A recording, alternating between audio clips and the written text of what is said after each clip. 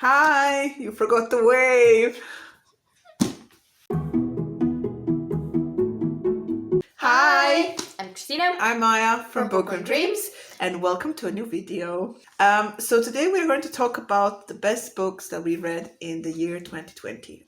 So the plan was for each of us to choose 5 books and to talk about them. And when we got together and talked about our favorite books, we figured out that we have one in common. And Christina will talk about it right now. Yes, so the book, I think that's maybe our favorite overall of the year, is it? I mean, for me... I didn't do like a list like, oh, it's top favorite list. Oh. No, it's like... For me, it is definitely the best thing I've read this year, and that is the 5th season by N.K. Jemisim, and I need to sneeze so you can continue. All right, so in this book, we follow Okay. our main character who does something, and I don't know what. So, we follow Esun, who has a family, and she comes back from work. I think she is a teacher, and finds her son dead and her daughter and husband missing, and she realizes that her husband has killed her son because he has certain abilities, because we are here in the world where some people have, what did we say, some kind of elemental magic. Yes, let's say. yes. Just elemental things. They can control the elements. Yes. So elements. Yes. And basically she goes on a hunt to find her husband and her daughter. And at the same time, we have this character, let's say, who has started the 5th season, which is a season of destruction and where the earth kind of, shakes itself loose. Yes, and he creates like a big rift in the world, and like literal rift. The world is ending, basically. Yes. That's it. And this story, I don't even know how to describe it exactly. Why it's so good. It's never boring. It's never boring. You follow a couple of characters. The twist at the end was, for me, really brilliant. I never suspected a thing. I had a billion theories. Mm-hmm. None of them were true. Mm-hmm.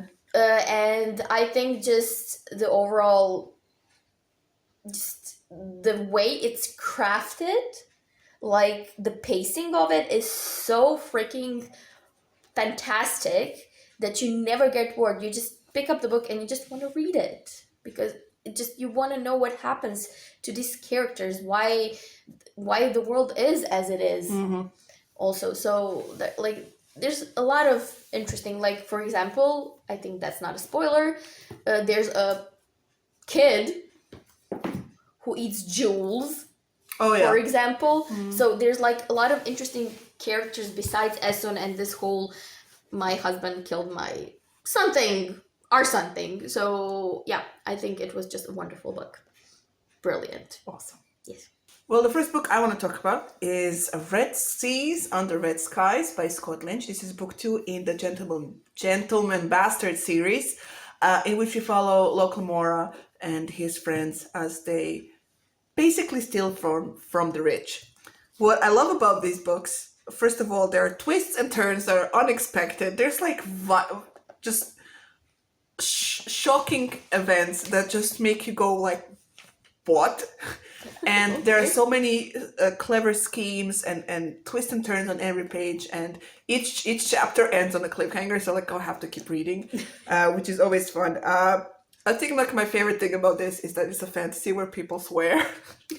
And they swear like about the yes, first one. yes, but they use like our swears, not like their specific world swears. Okay. So it's always like like it's not. It's fun. Anyway, it's not fork. But... Yes, but yeah, it's such an enjoyable read, and I always have fun reading these books, and I'm looking forward to actually probably getting to the 3rd one this year. It's so good. Look at all the tabs that I have, all the cool stuff that happens, and yeah, definitely one of the top 5 of this year that I've read. Awesome. My book, the first one I'm going to talk to you about is second one I'm going to talk to you about is A Week to Be Wicked by Tessa Dare. This is one of the books that we read for our week of romance, which we will link up above the like the whole playlist. And so this is basically the book that got me into historical romance.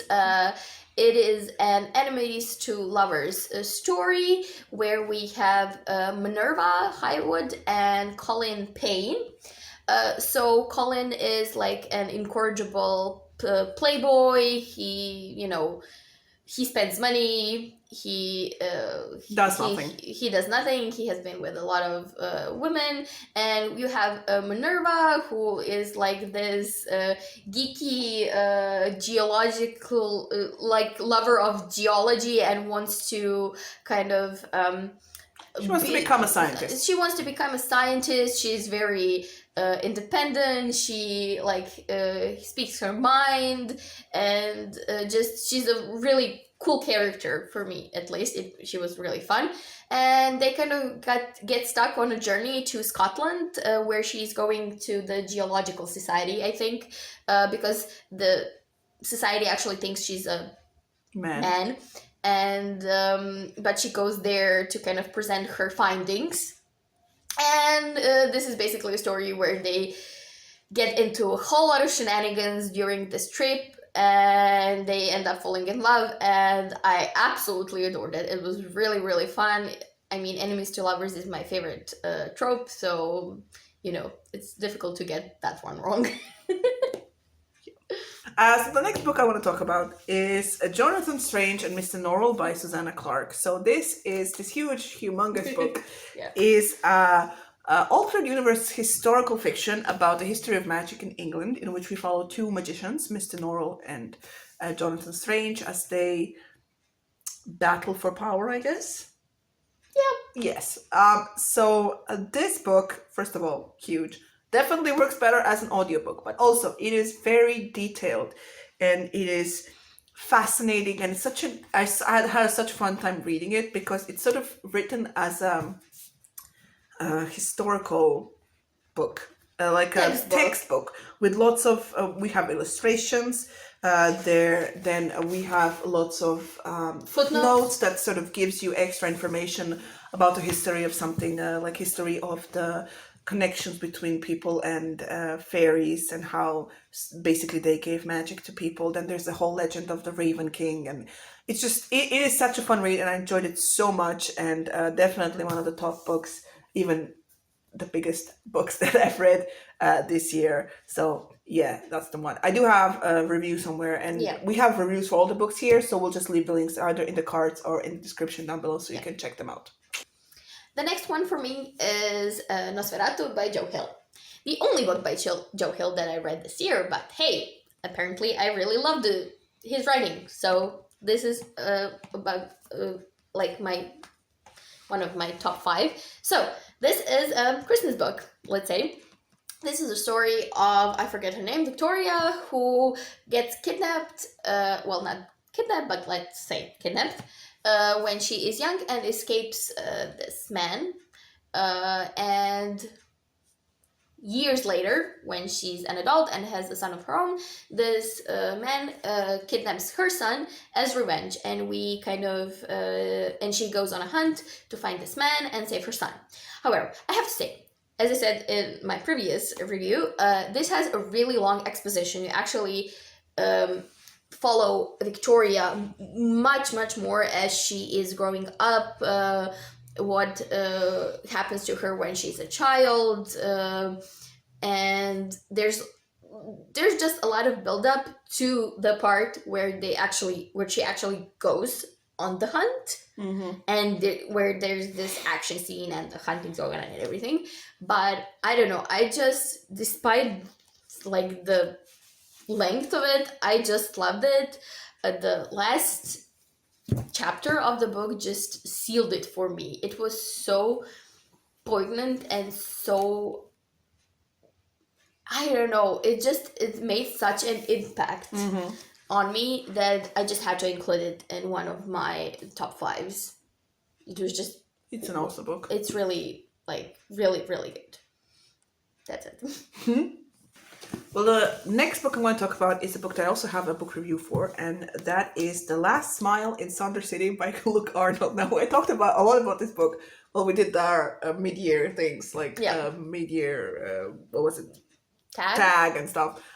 Because, first of all, this book is such a surprise. And the only reason I bought it, first of all, is because it was on sale. The second reason was I wanted to support the author who I know as an actor from his work in Black Sails.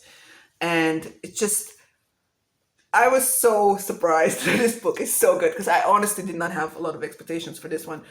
In this book, we follow Fetch Phillips, who messed up so badly that he basically removed magic from his world, and to sort of work for his redemption, he works as a private investigator and a sort of handyman sort of thing for all the magical beings in his city. And in this book, he discovers, he tries to find a missing vampire, and it's connected to other things and just in general with the situation in his town.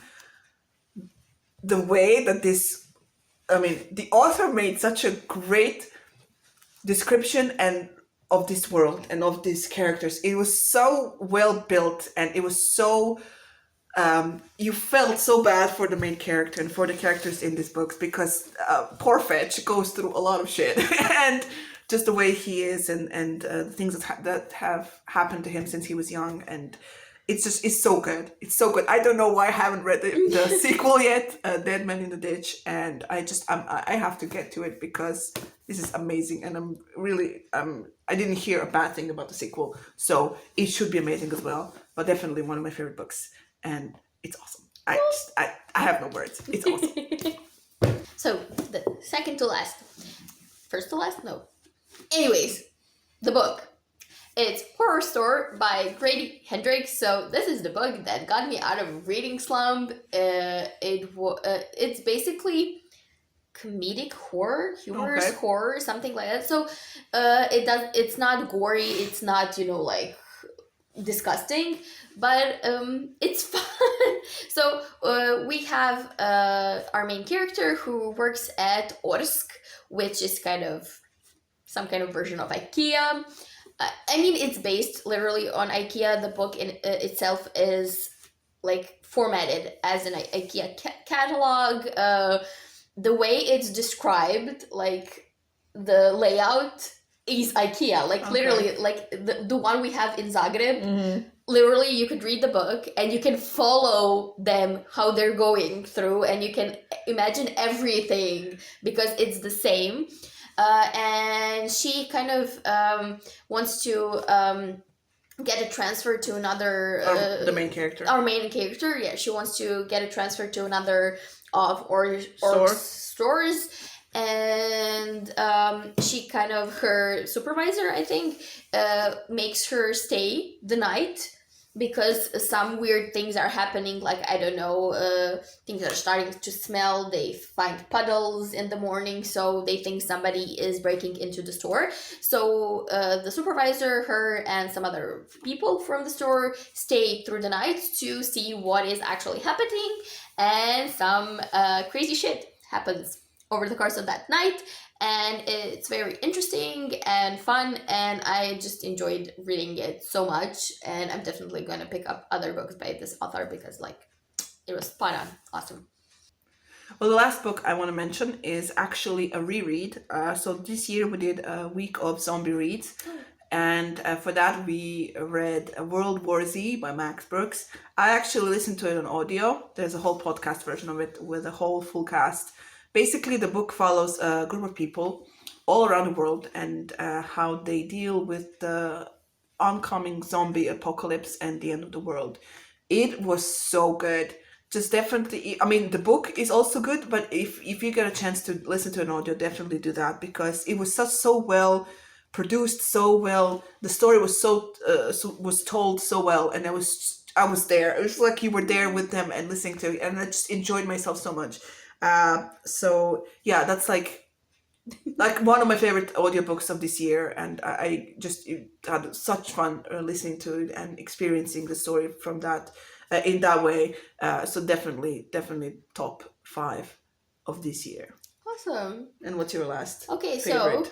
so we're switching a bit formats. So the last one I have is The Prince and the Dressmaker by Jen Wang. So this is a graphic novel. This is the story about girl who is seamstress, and she works at a place that doesn't really understand her designs. She is avant-garde for that period that the story is set in, and she kind of finds a client. A client comes to this shop who wants an extravagant dress, and she makes one for them, and she ends up in the papers, and the prince of this country discovers her there and hires her to be his seamstress, because he actually has a drag persona and he likes to dress up as a woman and perform